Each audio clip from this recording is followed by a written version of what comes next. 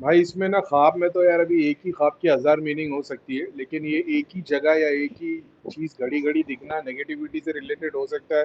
दूसरा, जिस घर में तुम रहते थे वहां पे कोई शक्ति तुम्हारे से अट्रैक्ट हो गई होगी, या वहां पे उस टाइम पे कोई क्रिया हो गई होगी, घर में आ गई होगी, तो वो घड़ी घड़ी तुम्हारे को पुकारती है। तो त्रिलोक नगरी की सिद्धियों को यूज कर करके उस जगह को साफ किया करो, वहां पे शक्तियां भेज भेज के। वहां पे अगर कोई नेगेटिविटी या कुछ भी है तो उसको पुल कर लिया करो।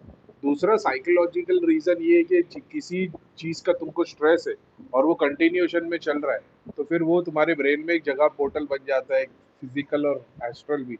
तो वो चीज जब भी तुम सोओगे और वो ब्रेन के पोर्टल्स को ट्रिगर करने वाली चीज पहुंचेगी, तो वैसे सपने आएंगे। जैसे किसी को मान लो सांप से डर लगता है एग्जाम्पल के तौर पे, और वो एक सिचुएशन में आके ही सांप के सामने आया है अगर, और जैसे मान लो अपनी दादी के घर में घूमने को गया, वो गार्डन में खेल रहा है और गार्डन में गुलाब के पत्ते के बाद फुटबॉल खेल रहा है, अचानक में वो बॉल के पास जाता है और उसको सांप दिख जाता है। अभी अगर उसको फोबिया है, तो जब कभी गुलाब का पौधा दिखेगा या फुटबॉल दिखेगा या प्लेग्राउंड के बारे में सोचेगा या दादी का ख्याल आएगा या उस वक्त उस दिन जो खाना खाया था, ये सारी चीज साइकोलॉजिकल ट्रिगर है जो उसको करेगी। क्योंकि ब्रेन डेली उस वहां तक नसें तुम्हारी नहीं पहुंचती। तुम्हारा मतलब एग्जाम्पल के तौर पे जैसे तुम फिजिकल एक्सरसाइज करते हो ना, वैसे ही मेडिटेशन में ब्रेन की एक्सरसाइज होती है। तो जितना ज्यादा देर तक तुम ध्यान को इंटेंसिटी बढ़ाते हो, उतने तुम्हारे ब्रेन के पोर्टल्स खुलते हैं। ऐसा है, जैसे मान लो तुमको किसी ने एक बार जोर से चिमटी ले ली, अगर दोबारा उससे आधी ताकत से चिमटी लेगा तो उस दर्द का एहसास नहीं होगा। उस दर्द को पार करने के लिए उससे ज्यादा जोर से चिमटी लेनी पड़ेगी।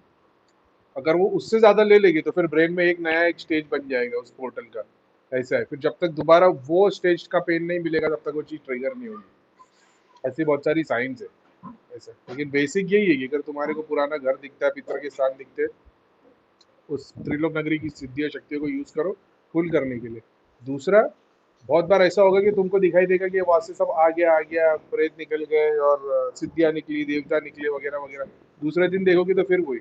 इसका मतलब तुमने अपनी शक्ति देख ली कि तुम कहाँ तक काम कर सकते हो, लेकिन तुमने एक्चुअली उसको काम नहीं किया है। तो तुमको हवन करते हुए बैठना पड़ेगा। हवन करते हुए, या डिपेंड करता है कि तुम्हारे कर्मों के आधार पे तुम क्या कौन हो। जैसे एग्जांपल के तौर पे मेरे को, मैं देख रहा हूँ कि बंदे का 21 किलो हवन में काम हो जाएगा, तो मैं ऐसी शक्ति लगा देता हूँ कि चलो इसका 21 किलो हवन में होता है क्या। 3 दिन का बंदा बोले भाई एकदम ठीक हो, बहुत बहुत शुक्रिया, ऐसा हो वैसा, अब मेरे पे 21 किलो का उधार चढ़ गया। अब मैं वो हवन करता हूँ, चैरिटी करता हूँ, वो अलग बात है। ऐसा भी है, बहुत बार तुम शक्तियों को यूज करते हो, वहां पे दिखाई देगा कि भाई इसके लिए एग्जाम्पल के तौर पे मान लो मेरे को पहले बहुत सारी सिद्धियां शक्तियां बहुत सारी चीजें दिखाती थी। तो किसी में दिखाई देगा कि भाई 11 लिंबू में काम हो जाएगा, तो वो देखते 11 लिंबू में काम होता है क्या, हो गया रहेगा, तो फिर जाके उधर 11 लिंबू निकाल के डोनेट करने पड़ेंगे। ऐसा है, ऐसी बहुत सारी चीजें। तो उसमें से ये रिलेट होता है कि कई बार तुम शक्तियों को यूज करोगे, वहां से दिखाई देगा सब कुछ चला गया है, लेकिन दूसरे दिन फिर से वही तकलीफ रहेगी। यानी तुमने अपनी कैपेसिटी देख ली लेकिन एक्चुअल में हुआ नहीं है।